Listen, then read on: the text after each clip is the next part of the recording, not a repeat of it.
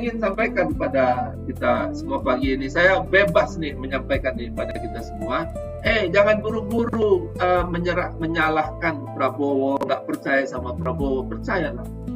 Saya ingin berangkat dulu dari tadi apa yang dipidatokan Prabowo dan apa yang dihadapi kenyataannya hari ini di depan masyarakat luas. Karena saya orang lapangan, menjadi orang lapangan itu tidak gampang juga. Karena di kiri kanan kita itu belum tentu bisa dipercaya, ya kan? Kita percayakan sama TNI, belum tentu itu juga dipercaya. Kan kemarin dibilang juga itu, bahkan jangan gara-gara dia jenderal itu bisa dipercaya, belum tentu juga. Jangan gara-gara dia berseragam coklat kemudian tidak korupsi, enggak juga. Prabowo ngomong gitu, ya kan? Jadi ada Prabowo bilang lagi gini, itu kepintarannya luar biasa. Ya kan, bisa ini, bisa itu. Tapi ternyata maling-maling juga. Jadi Prabowo itu menghadapi maling-maling. Ya kan, di arena pemerintahan, di DPR itu. Waduh, Bapak Ibu yang dirahmati Allah. Jadi sebetulnya kerusakan ini bersifat sistemik. Itu yang dibilang Prabowo itu. Ya, jujur saya ingin mengatakan, ini harus kita bantu Prabowo. Ya.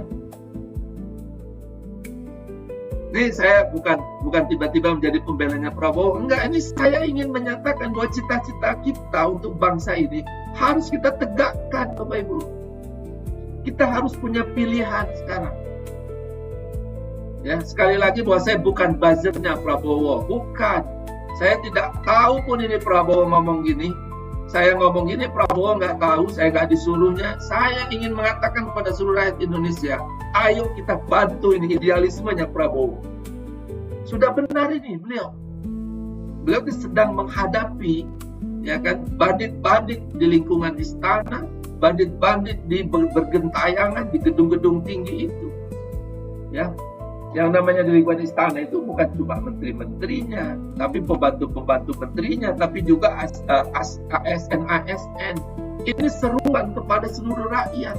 Ya menterinya, ya DPR-nya, ya yudikatifnya. Itu kenapa Prabowo juga peduli kepada nasibnya para hakim, nasibnya tentara, kejujuran tentara mana, kejujuran polisi mana. Dia tagih semua, ayo kita bersama-sama. Jadi saya lihat memang Prabowo itu dia tidak ingin menihilkan siapapun, karena itu dia rangkul semua. Meskipun misalnya polisi rusak, karena polisi itu udah lama rusak, ya kan, karena dirusak oleh sistem dan oleh pemimpin-pemimpin sebelumnya. Mereka itu yang namanya juga dirusak, ya kan. Makanya kan tingkat keterpercayaan masyarakat terhadap polisi itu, ya, itu rendah sekali. Itu ada laporan Ipsos, saya punya datanya itu, laporan Ipsos itu mengatakan itu jelek sekali. Nah, tetapi itu pun oleh Prabowo ingin dirangkul juga.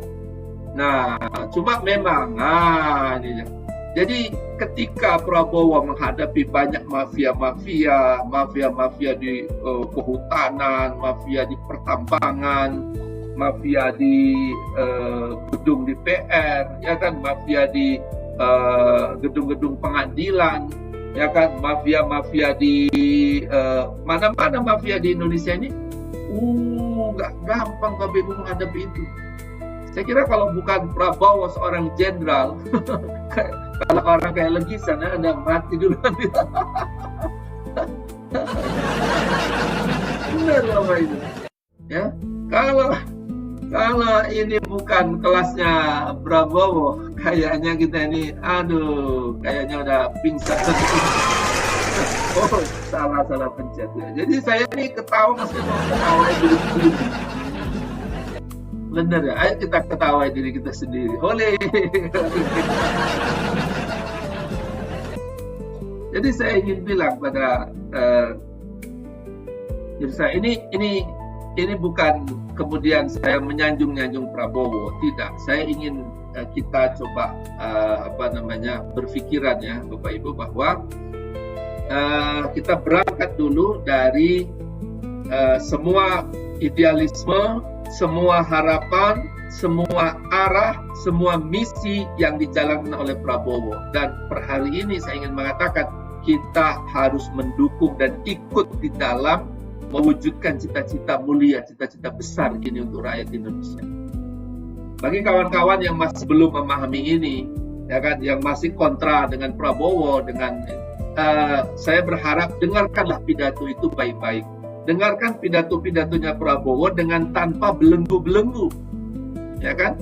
Dengan mendengarkan itu dengan mata hati, mendengarkan itu dengan ilmu.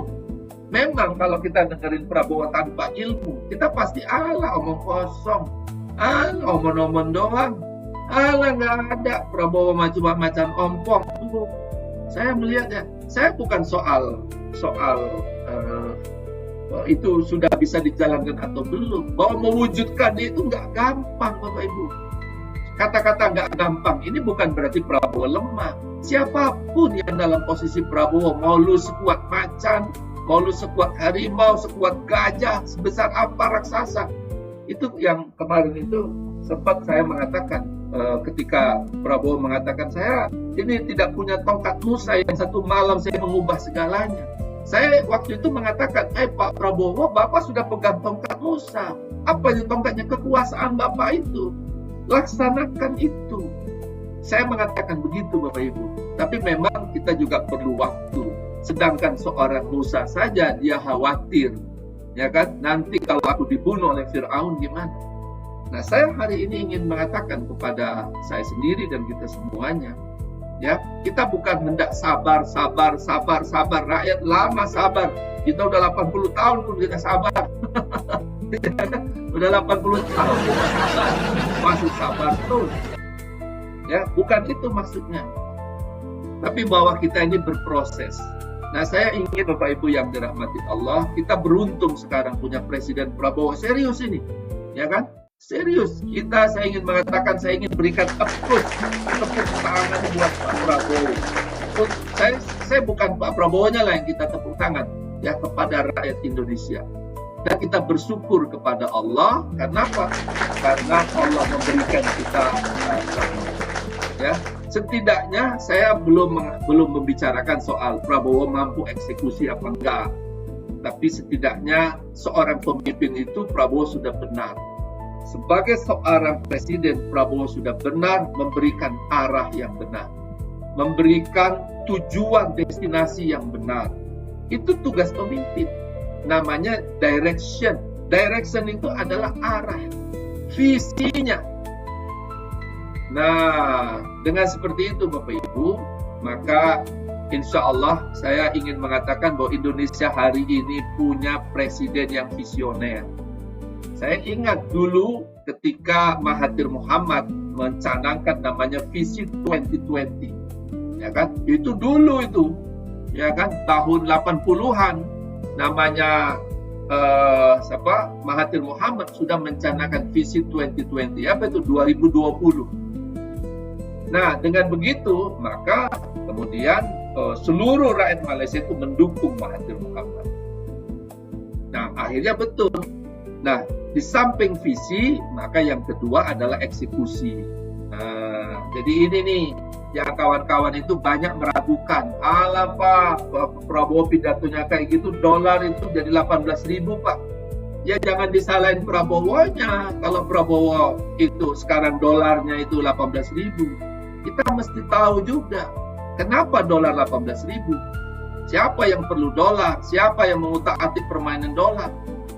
Yang namanya dolar itu Bapak Ibu perdagangan mata uang. Itu hanya ketika diperlukan oleh mereka yang bayar utang luar negeri, dia perlu pakai dolar.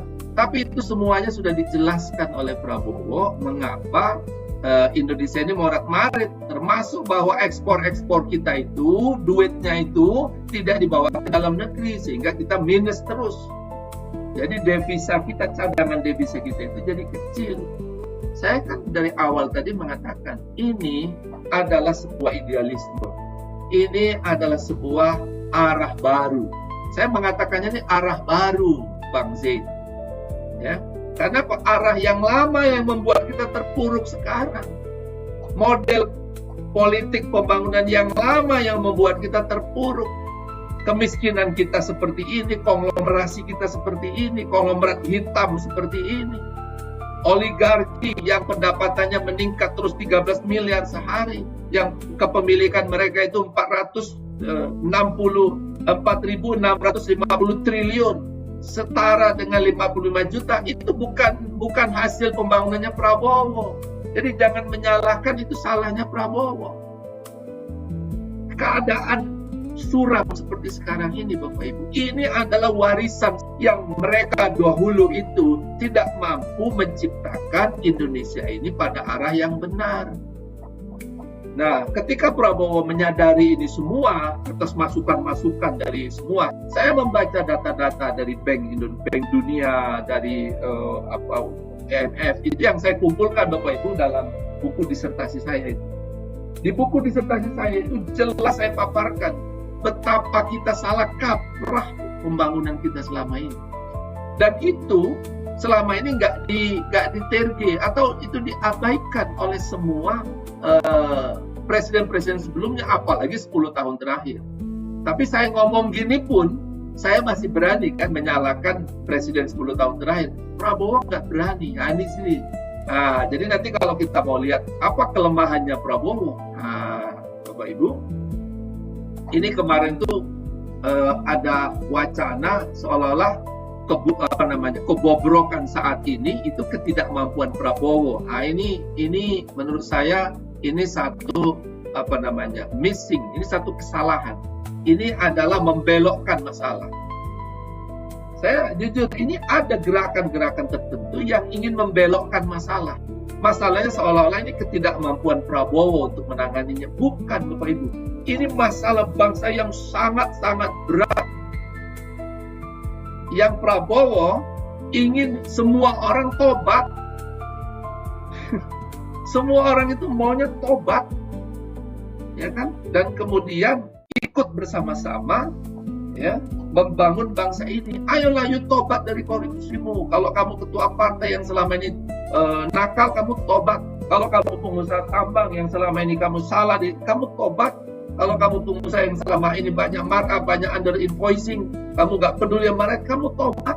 Jadi sebetulnya yang disampaikan Prabowo kemarin itu adalah seruan tobat nasional. Kepada hakimnya harus tobat, jaksa-jaksanya harus tobat, bupati-bupatinya. Itu, hei kamu tuh tobatlah, pikirin rakyat tuh.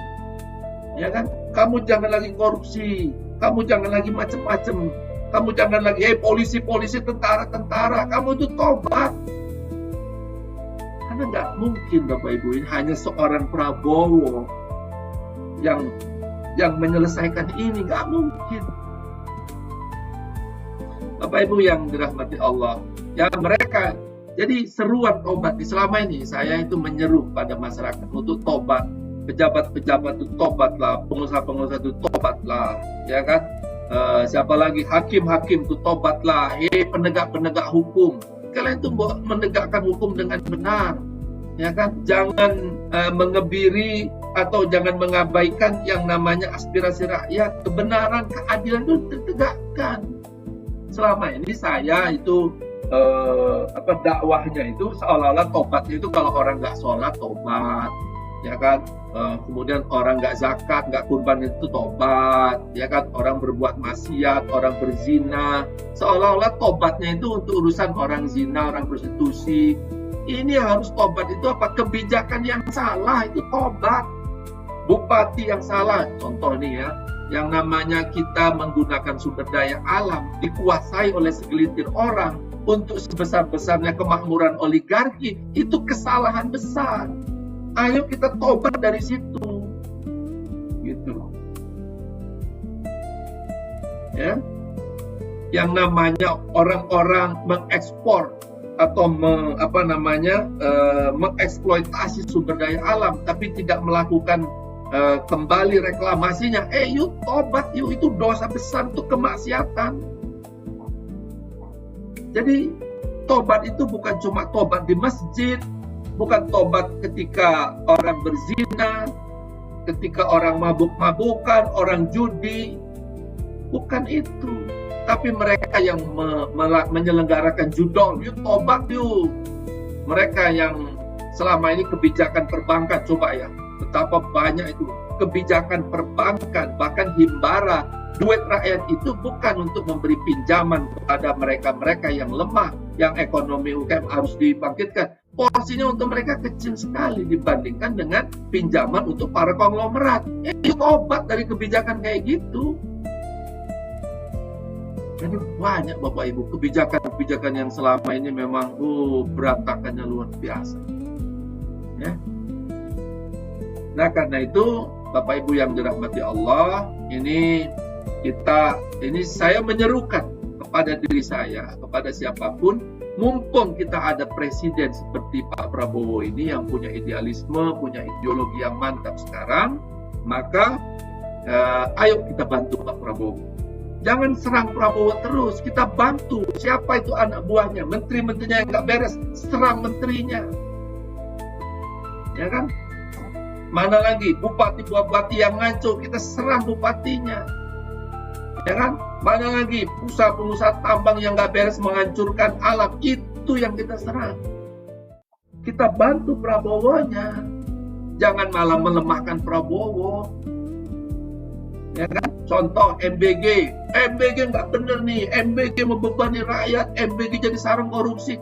Jangan MBG-nya yang disalahin, jangan MBG dan Prabowo yang disalahin, karena ide untuk membuat MBG itu sudah sangat mulia Bapak Ibu.